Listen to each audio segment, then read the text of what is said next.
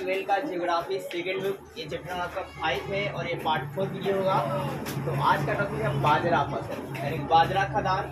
तो देखिए बाजरा जो है इसे उत्तर पश्चिम भागों में बोया जाता है। मतलब मान लीजिए आपका ये क्या हो गया, ये हो गया पूरब, ये हो गया पश्चिम और ये होगा उत्तर और ये हो गया दक्षिण। तो इसे किस भाग बोलते हैं? तो उत्तर पश्चिम भाग, उत्तर और क्या जी पश्चिम भाग। इस इलाका में जो है आपका बाजरा की खेती की जाती है और ये गर्म और शुष्क जलवायु में किया जाता है। कैसे कहता है? गर्म और शुष्क जलवायु। अब है क्या कि कितने परसेंट भूमि में बोया जाता है? तो इंडिया के 5.2% भूमि पर जो है बाजरा बोया जाता है। किन राज्यों में बोते हैं? महाराष्ट्र, गुजरात, यूपी, राजस्थान और हरियाणा में ज्यादातर बोया जाता है। और सिंचाई के साधन ज्यादातर गुजरात और हरियाणा में है। गुजरात और कहा जी हरियाणा में है, इसलिए ज्यादातर खेती जो है बाजरा की गुजरात और हरियाणा में होती है। कहाँ होती है? गुजरात और कहाँ होती है? हरियाणा। और कम कहाँ होता है? तो राजस्थान। क्यों कम होता है? क्योंकि यहाँ पर सिंचाई के साधन कम। फिर आपका आएगा कि मक्का। तो इसमें आपने क्या देखा, बाजरा जो है उत्तर पश्चिम भागों में बोया जाता है और ये गर्म और शुष्क जलवायु में बोई जाती है। दूसरी बात ये इंडिया के 5.2% भूमि पर इसे बोया जाता है। और इसका उत्पादक क्षेत्र कौन है? तो महाराष्ट्र, गुजरात, यूपी, राजस्थान और हरियाणा। ज्यादा मात्रा में कहाँ बोलते हैं? गुजरात और हरियाणा में। कम कहाँ बोलते हैं? राजस्थान। अब है क्या कि मक्का की बात, ये खाद और चारा फसल है। मतलब इसे आप भोजन के रूप में भी लेते हैं और चारा के रूप में भी दिया जाता है। चारा मतलब गायों के लिए क्या दी, जो ढेर क्या बोलते हैं, गायों का जो भोजन होता है उसे हम क्या बोलते हैं? चारा कहते हैं। क्या बोलते हैं? चारा। क्योंकि जो मक्का होता है जो मतलब उसमें फल होता है उसे आप खा लेते हैं और फल के बाद जो मतलब उसका डंठल बढ़ता है उसे हम काट करके करते हैं मवेशियों को खिलाते हैं। तो उससे क्या बोलते हैं भाई? चारा। क्या जी? चारा। इसलिए मतलब जो मक्का है खाद और क्या जी चारा फसल है। क्या है? चारा फसल। और इसे अर्ध शुष्क जलवायु में उगाई जाती है। मतलब पूरा का पूरा गर्मी रहेगा। तो इस मतलब शुष्क मतलब आपको पूरा मतलब मिट्टी में थोड़ा भी नमी नहीं, लेकिन अर्ध शुष्क मतलब भाई साहब इसमें थोड़ा मिट्टी में क्या जी नमी भी होना चाहिए। मतलब वर्षा भी हल्का होना चाहिए तभी जाकर फसल होगा, नहीं तो नहीं होगा। तो इसे अर्ध शुष्क जलवायु में उगाई जाती है। और इसे इंडिया के 3.6% भूमि पर जो है मक्का का उत्पादन किया जाता है।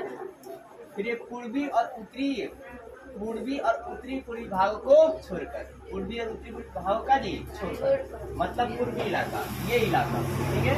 और भाई साहब उत्तरी पूर्वी मतलब ये इलाका, ठीक है। ये इलाका और ये इलाका को छोड़कर पश्चिमी भाग में, दक्षिणी भाग में, उत्तरी पश्चिम भाग में, इन सभी में जो है खेती जो है मक्का की जाती है। अब कहाँ की जाती है भाई? कर्नाटक में, एमपी में, बिहार में, आंध्र प्रदेश में, तेलंगाना में और राजस्थान। और इसकी उत्पादन जो है ज्यादातर किस इलाकों में, किस क्षेत्र में है? तो दक्षिण वाले भाग में जो है आपका मक्का खेती ज्यादा की जाती है, अधिक की जाती है। अब देखिए दाल, तो दाल आपका ज्यादा इंपोर्टेंट है। दाल जो है प्रचुर मात्रा में क्या मिलता है जी? प्रोटीन पाया जाता है। क्या पाया जाता है? प्रोटीन पाया जाता है। तो प्रोटीन प्रचुर मात्रा में प्रोटीन किसमें पाया जाता है जी? दाल में पाया जाता है। इसके अलावा मतलब एक याद रखिए सबसे अधिक किसमें पाया जाता है? शैवाल में। किसमें? शैवाल में। और शैवाल से ज्यादा किसमें, शैवाल से कम किसमें पाया जाता है? सोयाबीन। किसमें? सोयाबीन। और सोयाबीन से कम किसमें पाया जाता है? तो दाल। किसमें जी? दाल। ये आप क्रम याद रखेंगे। सबसे ज्यादा किसमें?